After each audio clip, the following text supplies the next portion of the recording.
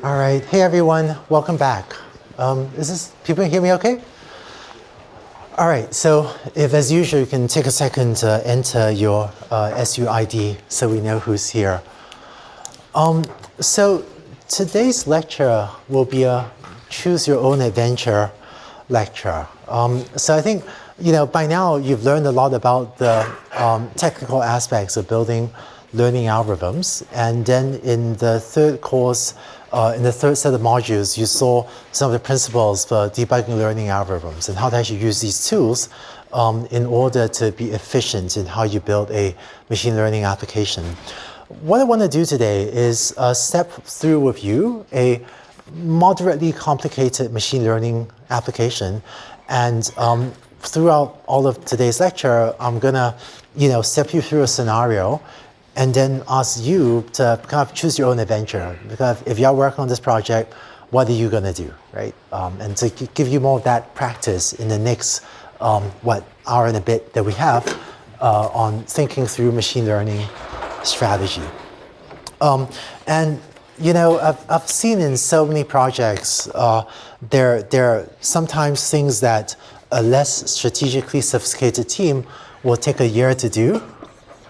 But if you're actually very strategic and very sophisticated in deciding what you will do next, right, how to drive a project forward, I've seen many times that what a different team will take to do, maybe you could do it in a month or two, right? And if you're trying to, write a research paper or build a business or build a product, the ability to drive a machine learning project quickly gives you a huge advantage, and just you're making much more efficient use of your life as well. Right. For today, I'd like to, I'm going to pose a scenario, pose a machine learning application and say, all right, you are the CEO of this project. What are you going to do next? But I'd like to have today's meeting be quite interactive as well. So can I get people to sit in groups of 2 and ideally 3 or so, maybe plus minus 1, and try to sit next to someone that you don't work with all the time. So if you're sitting next to your best friend, I'm glad your best friend is in the class with you, but go sit with someone else, because I think I've done this multiple times, and the discussion is actually richer if you talk to someone that you don't know super well. So actually take a second, introduce yourself, and just greet your neighbor, I guess. So the example I want to go through today is actually a continuation of the example I described briefly in the last lecture I taught, building a speech recognition system, right? So remember, I briefly motivated this trigger word, wake word or trigger word detection system last time, where, right, I actually have both an Amazon Echo and a Google Home, but it's a lot of work to configure these things, to turn on and off your light bulbs. And so if you can build a chip to sell to, say, a lamp maker to recognize phrases like, let's say we call the lamp Robert, right? Then you can recognize phrases like Robert turn on, right? Robert turn off. And you can have a little switch to give this thing different names. You can call it Robert or Laner or Alice or something. So you can also have Laner turn on, Laner turn off, and just give your lamp a name and just say, hey, Robert turn on, right? So rather than detecting different names and turn on and turn off, I'm just going to focus on, just for the technical discussion, I'm just going to focus on the phrase Robert turn on. But it's kind of the same problem you need to solve like 4 times to give it 2 names, or to turn on and turn off. So I'm going to abbreviate Robert turn on as RTO, right? So if you want to call your name Robert and tell your lamp to turn on. I think I was inspired by, Isaac Asimov wrote these robotic novel series, and all his robots' names started with R. So maybe R is robot turn on. Let's see. So let's say that you are the new CEO of a small startup with 3 persons, and your goal is to build a circuit. Actually, your goal is to build a learning algorithm that can recognize this phrase "Robert turn on," so that when someone buys this lamp and they say "Robert turn on," that the lamp can turn on, right? And just focusing on the task of building and then to be CEO of this startup, you need to do a lot of things, right? You need to figure out how to do the embedded circuitry, figure out who the LAN makers, the sales channel. So there's all that stuff. But for today, let's just focus on the machine learning aspect of it. And so my first question to you is very open-ended. And this is the life of a CEO, right? You wake up one day and you just got to decide what to do. But so my first question to you is an open-ended question: is you're the CEO. You're going to show up at work tomorrow in your startup office, and you want to build a learning algorithm to detect the phrase "Robert turn on" for this application, right? So, so my question is, what are you going to do, right? So take a minute to answer that by yourself first. No, don't discuss your neighbor yet, but you're going to show up at your office, and then you're going to start working on this engineering problem to build a neural network to do this. So. And do this as yourself, right? Don't pretend that you're this hypothetical, whatever, startup CEO with $10 billion to spend or whatever. Just do it as yourself. Let's say but I don't think this is a terrible startup idea. This is not the best idea, but I think this could work. So you're actually welcome to do this. But let's say you decide to do this and you go into your office tomorrow, like, what do you do, right? Once you take, let's say 2 minutes to enter an answer, then we can discuss. In fact, I think, yes. One thing I really like about answer is actually the read this existing literature part, right?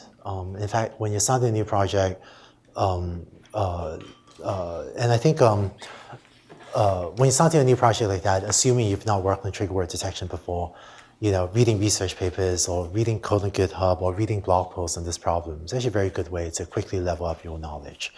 And I think that, it turns out that in terms of your exploration strategy, right, I want to describe to you how I read research papers, which is, so this is not a good way to review the literature, which is if the x-axis is time and the vertical axis is research papers.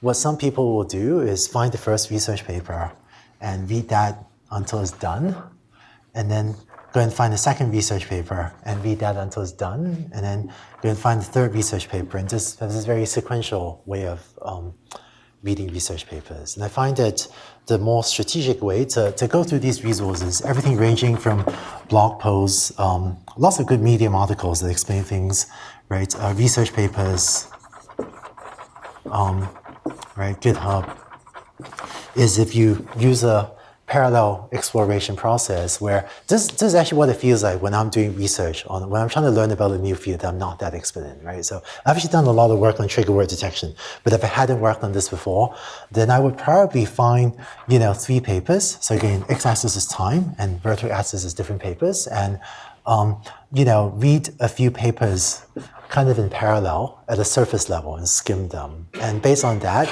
you might decide to read that one in greater detail, and then to add other papers that you start skimming, and maybe find another one that you want to read in great detail, and then to gradually add new papers to your reading list, and read some to completion and some not to completion. I was actually chatting with one of my friends, Peter Biel, a former student at Berkeley, who mentioned that he was wanting to learn about a new topic, and he told me he was compiling a reading list of 200 research papers that he wanted to read. That sounds like a lot. You rarely read 200 papers, but I think if you read 10 papers, you have a basic understanding. If you read 50, you have a pretty decent understanding. If you read like 100, I think you have a very good understanding of a few, but often this is time well spent, I guess. And some other tips, again, this is like, I'm really thinking, if you really are CEO of this startup and this is what you want to do, what advice would I give you? When you're reading papers, other things to realize, one is that some papers don't make sense, right? And that's fine. Even I read some papers, I just go, nope, I don't think that makes sense. And it's not that uncommon for us to find papers from a decade ago and we learned that half of it was great and the other half of it was really talking about things that were not that important, right? So it's okay. Authors, usually papers are technically accurate, but often what they thought was important, like maybe an author thought that using Bastion was really important for this problem, but it just turns out not to be the case. That happens a lot. That happens sometimes. And I think the other tactic that I see Stanford students sometimes not use enough is talking to experts, including contacting the authors. So when I read a paper, I don't bother the authors unless I've actually tried to figure it out myself, right? But if you actually spend some time trying to understand the paper, and if it really doesn't make sense to you, it's okay to email the authors and see if they respond. And people are busy. Maybe there's a 50% chance they respond, and that's okay because it takes you 5 minutes to write an email, and there's a 50% chance to get back to you. That could be time pretty well spent. But don't bother people unless you try to do your own work. I actually get a lot of emails from high school students that do not feel like they've done their own work, and I just right. So just don't bother people unless you've actually tried to do your own work. Cool. So after looking at the literature and having a base, maybe downloading a open source implementation or getting a sense of an algorithm you want to try. Oh, and it turns out the trigger word detection literature is actually one literature where there isn't consensus on this is a good algorithm, this is a bad algorithm, right? Despite all the trigger word or wake word detection systems that some of you may use already, there isn't actually consensus in the research community today on this is the best algorithm to try. But so let's say that you read some papers, downloaded some open source implementations, and now you want to start training your first system, right? Last time we talked about this, we talked a little bit about how much time you would spend to collect data, and we said we spend a small amount of time, spend like a day or maybe 2 days at most to collect your first data set to start training up a model. But my next question to you is what data would you collect, right? In particular, what train depth test data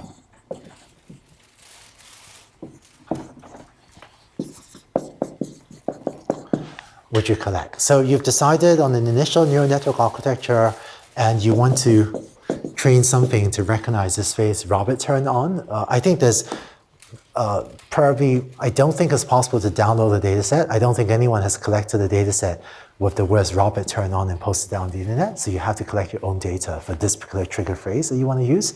But as CEO of this startup trying to build a neural net to detect the phrase Robert turned on, what data do you collect, right? So once you again take, I don't know, let's say 3 minutes to write an answer to this. Yeah, I think this is an interesting one. Robert turned on over and over, and then data augmentation. Data augmentation is one of those techniques that is a way to reduce variance in your learning algorithm because you're generating more data. And having worked on this problem, I happen to know data augmentation works. Is very useful for this problem. But if you didn't already know that fact, this is one of the things I would probably not do right away, because I would train a quick and dirty system, validate that you really have a high variance problem before investing in the effort in data augmentation. So data augmentation is one of those techniques that solve, it never hurts, right? Or it rarely hurts. It usually helps, but I don't bother to make that investment unless you have collected the evidence that you actually have a high variance problem and that this is actually a good use of your time, right?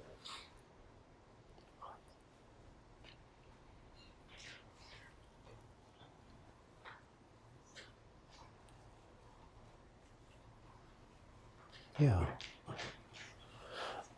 And I think this is actually nice. So record everyone started saying Robert turned on 100 times. The really nice thing about that, you can get it done really quickly.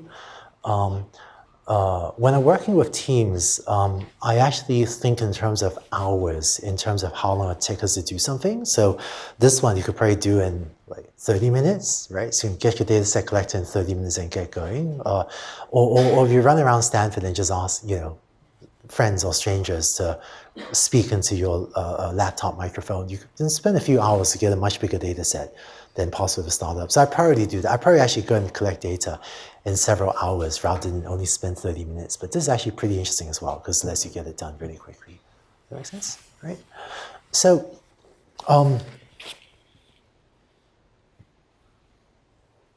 yeah. So let me actually share some more concrete advice, right? And I think actually sometime back, to prepare a homework problem that you see later in this course, Kian and Eunice and I were actually, building the system partially to create a homework, right? That you see later in this course. This is like this trigger word thing is a nice running example that we're using in a few points throughout this course. So here's one thing you can do, and this is actually what we did, right? Which is collect, simplifying a little bit, collect 100 examples of 10-second audio clips, right? And so it turns out once you grab a hold of someone and ask them to speak into your microphone, you can keep them for 3 seconds, which is how long it takes to say Robert turn on, or you can keep them for 10 seconds, which they're actually very willing to spend an extra 7 seconds with you, right? But so if this is 10 seconds of audio data, so this is 10 seconds of audio. Right? And audio is just patterns of little changes in air pressure, right? So if you plot audio, the reason it looks like this waveform is just the way you're hearing my voice is, my voice or the speakers are creating very rapid changes in air pressure, and your ear measures those very rapid changes in air pressure, interprets it as sound. And so a microphone is a sensitive device for recording these very, very high frequency changes in air pressure. And this plot that you see in audio is just what is the air pressure at different moments in time. Right? But so given a 10-second clip like this, if this is the 3-second section where they said Robert turn on, then what you would like to do is to build a desk lamp, say, that can sit here and the lamp is turned off, turned off, turned off, turned off, turned off, turned off. And at the moment they finish saying Robert turn on, you turn it on. So this is the output label Y really, right? And then it's not detecting the phrase, right? So what you want to do for the trigger word system is at pretty much the moment they finish saying Robert turn on, you want your learning algorithm to output a 1. That's your target label Y saying, yep, I just heard this trigger word. And for all other times, you want it to output 0. Right? And then the 1 is when you decide to turn on the lamp at that moment in time, right? So to collect the data set, here's something you can do, which is collect 100 audio clips of 10 seconds each. And, when I'm prioritizing my work or my team's work, I would really, look at these numbers and think, okay, let's say actually, if you are doing it, let's say you are running around Stanford and you want to collect 100 audio clips, maybe 10 people, 10 clips per person, or maybe 100 different people. I would actually estimate, if you go to a Stanford cafeteria, how long does it take to get one person, right? And you could probably get one person every minute or two if you go to a busy place on like a Stanford cafeteria. So you could probably get this done in like 100 to 200 minutes, like 2 or 3 hours, right? It's not that bad. So you can get this done quite quickly. And so, and let's say you collect 100 audio clips, and actually for the purposes of today, let's say you collect 100 audio clips to use for training, 25 for your dev set, and 0 for the test set, right? It's actually not that uncommon if you're building a new product to just not have a test set, because your goal is to build something that you're convinced is, just early prototyping phases of a project. Sometimes I don't bother with a test set. If your goal is to publish a paper, then of course you need a rigorously collected test set. But if you're just building a product and you don't need a rigorous evaluation, sometimes you can just get started without dealing with a test set, right? So it's pretty easy to get started. And then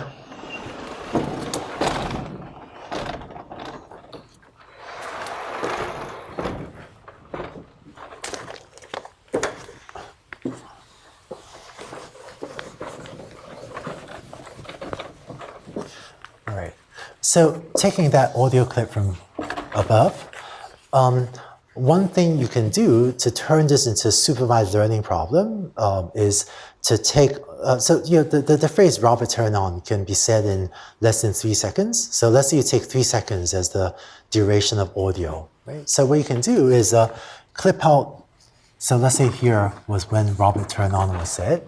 So what you can do is, the target label is 00000010000.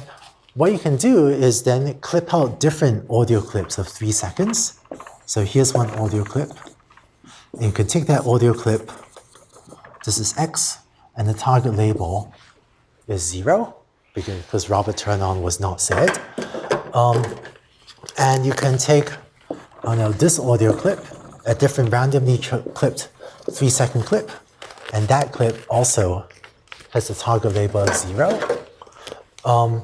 And for this one, right, which is a 3-second clip that ends at the on, the last part of the on sound, you would have a target label of 1, right? So when you learn about sequence models or RNNs, you learn a better method than this explicit clipping. But for now, let's say you take these audio clips and turn it into so take a 10-second clip, and by clipping out different windows, you can take your, let's say, 100 clips. And because for each 10-second clip, you can take different windows, you could turn this into, let's say, 3,000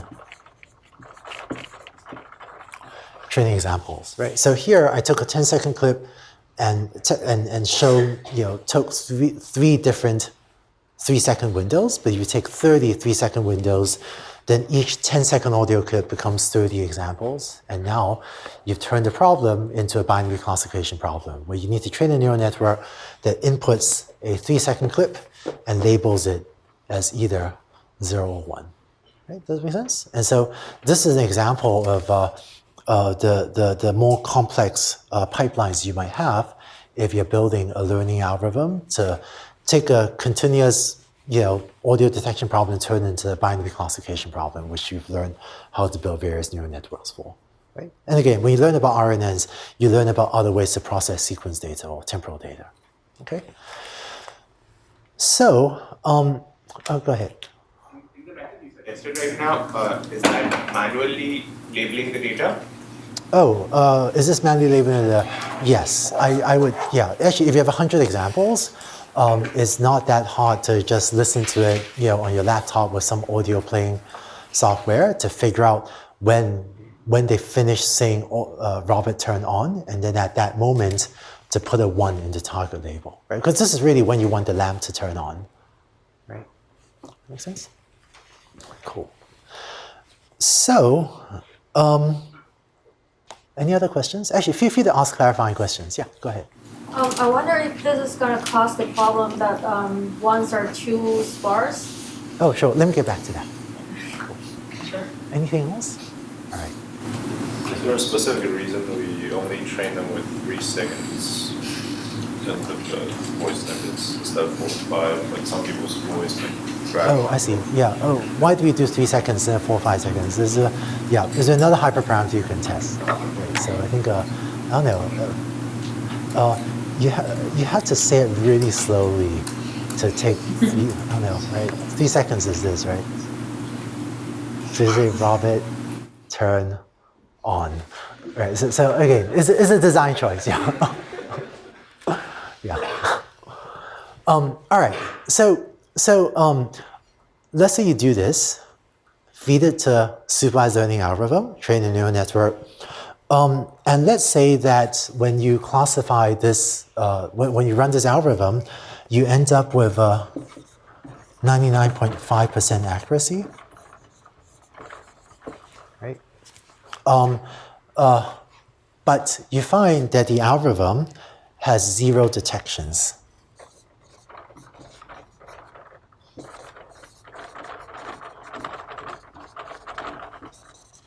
Right? And what I mean is that whatever audio you give it, it just outputs 0 all the time. So the algorithm just says, nope, I never heard the phrase Robert turn on, So my question to you is, and by the way, the reason I'm going through these scenarios is I found that a good way to gain good intuitions and to become good at making these decisions is these are the decisions that a project leader, right, a tech leader or CEO needs to make. These are actually like pretty much exactly the decisions you need to make. And I find that one of the ways to gain this type of experience is you find a job with a good AI team and work with them for 5 years, right? And then you actually live through this and you see what they do. But instead of needing you to go and spend 5 years to see 10 examples of this, I'm trying to step you through maybe one example in 1 hour. So instead of gaining this experience through work experience, which is great, but takes many, many years, many, many months, hoping to, let's just put you in the position of making these decisions. You can learn from that much faster, right? And all the examples I'm giving are actually completely realistic, right? They're either exactly or very similar to things I have seen in actual, very real projects. So question is, your learning algorithm gives this result, 95% accuracy, 0 detections. What do you do? Let me mention some of the answers I really liked. I think that, when I think of building learning algorithms, the process is often specify a dev set and or test set that measure what you care about. And then you don't always have to do it, but it's good hygiene. It just is, sharpens clarity of your thinking, right? If you have a very clear specification of problem. And I think one insight out of this is that if your dev set is really out of whack, right? Because it's so unbalanced that accuracy in your dev set doesn't translate to what you actually care about. Because, presumably this is 99.5% accurate on the dev set as well, but its performance is terrible. So it's doing great on the dev set, on your accuracy metric, but giving terrible performance. So I think of it as good hygiene. It's kind of good sound practice to just specify, make sure you at least have a dev set and evaluation metric that corresponds more closely to what you care about. So making the dev set more balanced, equal numbers of positive and negative would be a good step toward that. And then I think you could also, there are a few people that talked about give higher weights to the positive examples, right? So, one way to do this is to resample your training and your dev sets to make them more proportionate in terms of maybe closer to balanced ratio of positive and negative examples. That'd be okay. The other way to not do resampling would just give the positive examples a greater weight, right? I would probably resample. Another thing you could do, in the interest of speed, even if it's not the mathematically most sound thing to do, is to change the target labels to be a bunch of ones. After that, and this is a hack. This is not formally rigorous, but if you've implemented the rest of this code already, this might be a reasonable, a little bit hacky thing to do. But this might work well enough, right? I might not. I don't know if I would want to try to, write an academic research paper with this method. Maybe you can get away with it. But this is all thing that I think if you try to publish a paper with this, academic reviewers might raise their eyebrows and say, maybe. Maybe this is okay, but I think if you want something quick and dirty that just works, I think labeling the ones, changing a bunch of labels to be ones so that, say, a clip here, right, that ends just a little bit after Robert turned on is still labeled 1, that would be pretty reasonable. But this would be saying that for anywhere within maybe a 0.5 second period after Robert turned on finish, it's okay to turn on the light anytime within that period. That you kind of want to be turning on the light, turning on the lamp, say within half a second, right, after Robert turned on has been said, right? And this would be a way to just get more labels of ones in there, right? That makes sense? Yeah. With rebalancing your data sets, like a class imbalance, how does that translate to when you deploy this, you're not going to see Robert turn on as much, right? 1 out of 1,000 might be reflective of what you expect to see. Yeah, right. So I think that how to put it? So if you actually, yes, so well, this is sort of a depth set and evaluation metric kind of question, right? So couple of the metrics that people often use when actually working on this is when someone says Robert turn on, what is the chance that it actually wakes up or the lamp turns on? And then the second is if no one is saying anything to the lamp, how often does it randomly turn on by itself without you having said anything? So those are the two metrics people actually use. And sometimes you could also try to combine them in a single number evaluation metric or something. But I think that you could then define a data set to measure both of these things. And then hopefully find a way to combine them into a single real number, which I think one of the ways we talked about in the videos as well. Right? Does that make sense? Yeah, but I think the question is really what is it that satisfies a user need, right? Yeah. And just one thing about the straightforward way of rebalancing is that if you don't do this, then your whole data set just has very few positive examples, right? And so if you throw away all the negative examples so that you cut down the number of negative examples until you have exactly equal numbers of positive and negatives, you've actually thrown away a lot of negative examples. Does this make sense? And so one problem with the straightforward way of rebalancing is that, in your audio clip, in your 10-second clip that we collected by running around Stanford, you have one example of Robert turn on. And so if you want exactly perfectly balanced positive and negative, it means that you're allowed to only clip out one negative example out of this. You can say that's a negative and that's a positive, and you can't clip out more negative examples from this, right? So if you insist on the perfect rebalance, you're actually throwing away a lot of negative examples that could be helpful for the learning algorithm, right?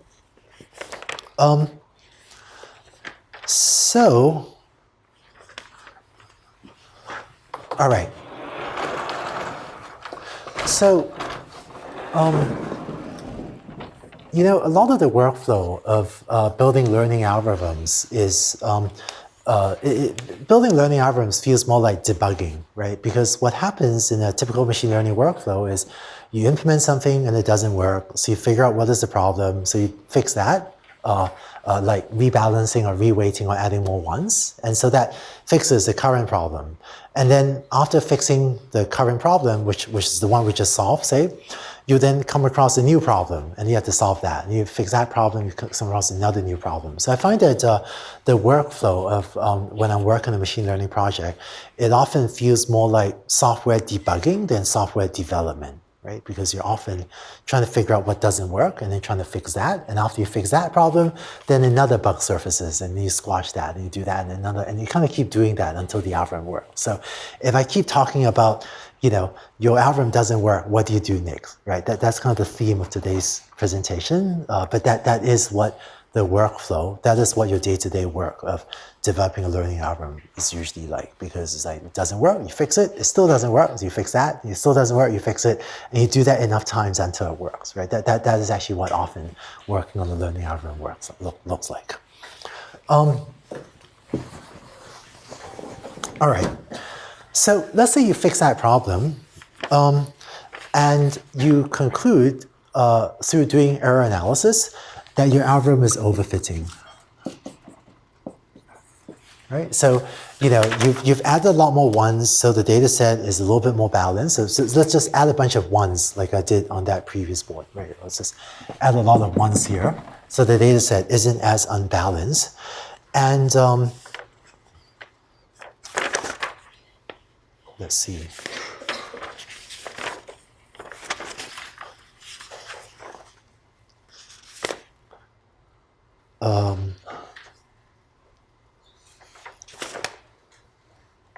Right, okay, good. Let's say that, sorry.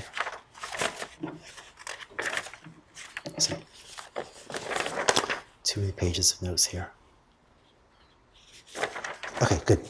So let's say that you find that it achieves now 98% accuracy on training and 50% accuracy on the depth set, right? So very large gap between your training and your depth set performance, and so a clear sign of overfitting. And so I think on one of the earlier questions, someone talked about data augmentation. And so when you have this clear sign of overfitting, this is a good time to consider data augmentation. Right? And so let's say you go ahead and do data augmentation. So for audio, this is how you could do data augmentation, which is collect a bunch of background audio. So I guess if you're trying to build a lamp that might go into people's homes, then you could go into your friends' homes and, with their permission, record, right, what the background sound in their home looks like. Maybe with people talking in the background, maybe with the TV on in the background, whatever goes on in people's homes. And then it turns out that if you take say a 1 second clip of Robert Turn On, of RTO, and you add that to a background clip, then you can synthesize an audio clip of what it sounds like in your friend's house if someone were to suddenly pop up and say Robert Turn On against the background sound of your friend's house, right? And it turns out that if you want to make the system robust, so actually, for example, I actually know someone that lives unfortunately closely to a train station, and so their house actually has a lot of train station noise from the Caltrain. And so what you can do to make your system more robust is also take, a clip of, say, train noise, right, like Caltrain noise, and if you take that noise and take in this case, let's say 1 second or 3 second clip of someone saying Robert Turn On, and you synthesize that on top of the train in the background, then what you end up with is a 10-second clip of someone saying Robert Turn On against a noisy, train in the background type of noise, right? And so in order to do data augmentation or data synthesis, you can take some 1 second clips of people saying Robert Turn On in the quiet background, and then take some 1 second clip of people saying random words, right? Let's say, cardinal, right? Since it's Stanford, and synthesize this against the train noise background. And then you would have, in this case, you would have what sounds like train noise, Robert Turn On, train noise, cardinal, right? And then you could generate the labels now as zeros there, ones there, and then zeros there, right? Because if this is what it actually sounded like in a user's home, then you want the lamp to turn on after Robert Turn On, but not after these random words. You can pick different random words, right? So let's see. Right. So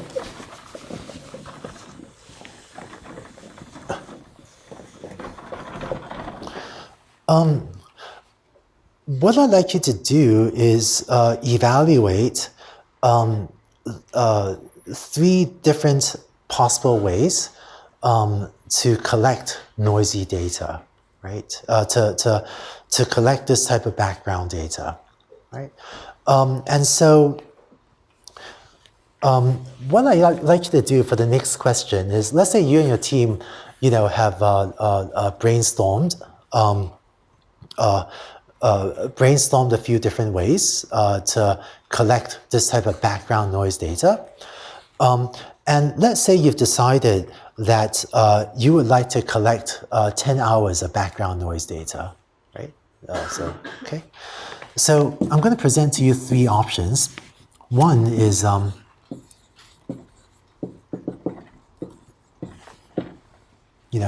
run around Stanford and place microphones around Stanford or in your friends' homes. Do this with consent and don't, California, actually, you're not supposed to, don't record people about their knowledge and consent, right?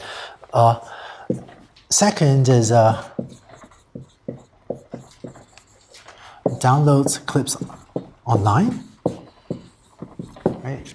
It turns out if you go to YouTube, there are these like 10-hour-long clips of, rain noise or cars driving around, right? So you actually, and again, if you do that, find something that's Creative Commons and sort of appropriately licensed, right? Another thing you could do is use Mechanical Turk.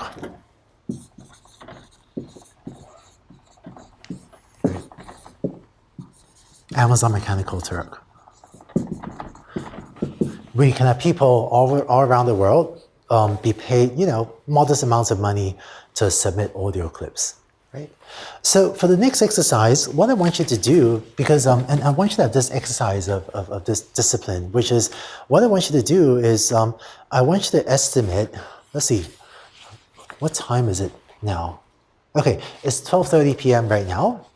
What I want you to do is write down 3 numbers in the next exercise to estimate if you were to do this. Let's say you were to go do this right now, right? By what time will you have finished if you were to do option 1? What time would you finish if you were to do option 2? What time would you finish if you were to do option 3? If your goal is to collect 10 hours of data through one of these mechanisms. Does that make sense? So it's 12:30 p.m. now. So what I'd like you to do is just write down 3 numbers. First number is, what time is it? What time will it be by the time you collected 10 hours of data, from around Stanford? What time will it be, right? And if you could do this so if you think you'll do it by tonight, then write 9 p.m. If you think it'll take you 1 week, then write the date 1 week from now, right? Or whatever it is. But just write down 3 numbers of these 3 activities, okay? Why don't you do this one relatively quickly? Can people do this in like maybe a minute and a half? All right, cool. This is interesting.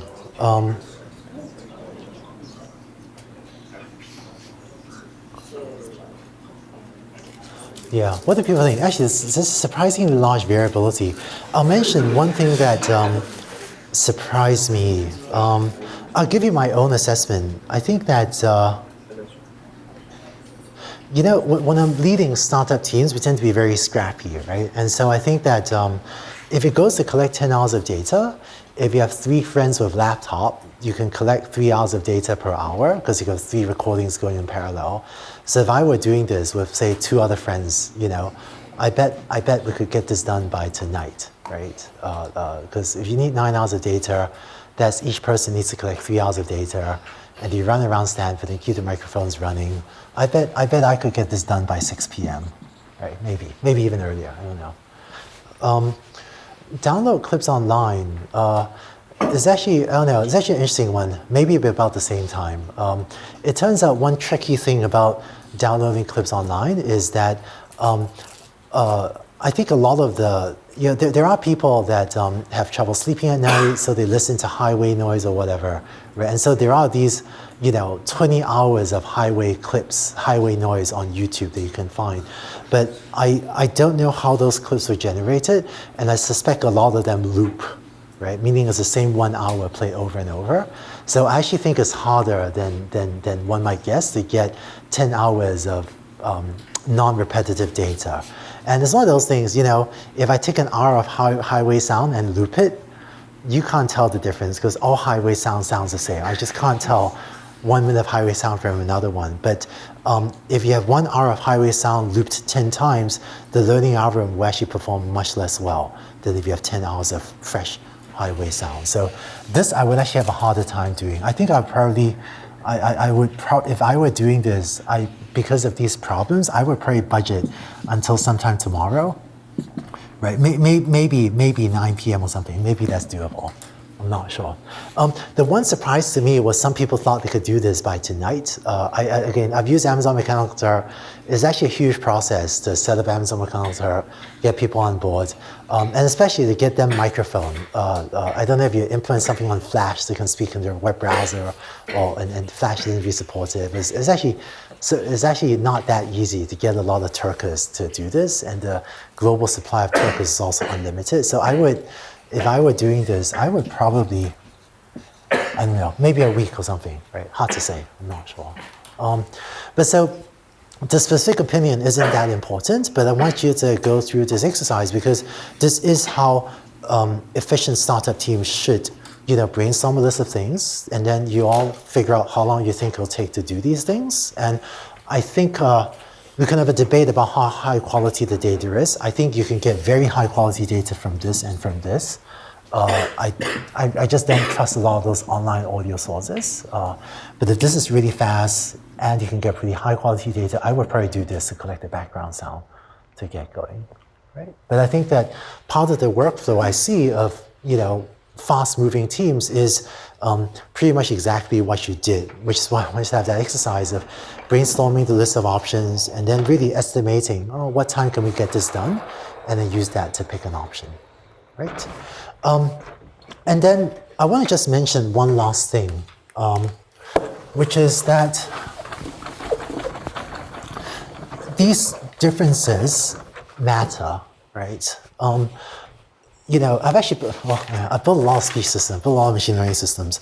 But, and I think, by the way, if you do everything we just described, and you see this later in a problem set, you can actually, with this set of ideas, pretty much this set of ideas that we just went through today, you can actually build a pretty decent trigger word detection system, or wake word trigger word detection system. And in fact, we'll ask you to do pretty much this in the later homework exercise. But now you know when you get to that homework exercise, when you do RNNs of, how you could come up with this sort of process yourself if you didn't already know how to make these types of choices. Yeah, good question. Just one question. At what time of my research do I have to think about which kind of how my micro will affect my results? For example, at the beginning I could think it's not important if my micro phone on the light is the same as the one that is used when I run around Stanford or when I download clip, but it might mess a lot my data. So at what point do I have to think about it? Yeah, so my advice, so what does your microphone affect your results, right? Yeah, so exactly. my advice would be to get something going quick and dirty, and then develop a depth set, right, with the actual types of data you think you get on your real microphone, and then see if it is a problem. And it may be. Different microphones do have different characteristics, and if it is a problem, then go back and think about how you collect data that's more representative of how you test. Right? I want to mention one more quick thing. They want to handle class surveys. I want to do something real quick, which is I want to tell you why these things really matter, which is if this is performance, right? Let's say error, and this is time, right? And if this is today, and you're the CEO of this startup, remember, that's what we're doing in this lesson. And this is 6 months from now, and this is 12 months from now, right? Maybe you have a competitor. Actually, maybe I don't know. Maybe because we talked about this so much in this class, maybe 2 of you in this class are going to build this startup, but so maybe you have a competitor. But over time, most machine learning teams, the error actually goes down over time as you work on problems, right? I mean, this is what I see in tons of practical projects. You work on a project, improve the system, and the error actually goes down over time as you work on this over the next 12 months, say, right? If you're really CEO of a startup doing this. And it turns out that it's the startups that have the discipline to constantly be the most efficient. Don't do something that takes you 2 days if you can get a similar result in 1 day. The difference is not that you're 1 day slower. The difference is that you're 2x faster, right? And having that mindset, if we can take this whole chart and compress it on the horizontal axis, then you want to be the startup that makes the same amount of progress in 6 months instead of 12 months, right? And because if you're able to do this, then your startup will actually perform much better in the marketplace, assuming accuracy is important, which it seems to be for wake word. And so don't think of this as saving you a day here and there. Think of this as making your team twice as fast. And that's the difference between this level of performance and that level of performance. So that's why when I'm building teams and executing these projects, I tend to be pretty obsessive about making sure we're very efficient in exploring the options, and don't wait till tomorrow to collect data of dubious quality when you have a better idea of collecting data by today. Because the difference is not that you wasted 12 hours, the difference is you are twice as slow as a company, right? So I think, so hopefully through this example and your ongoing experiences throughout this quarter can help you continue to get better at this, right? Last thing we want to do was we're about halfway through the course. Go ahead.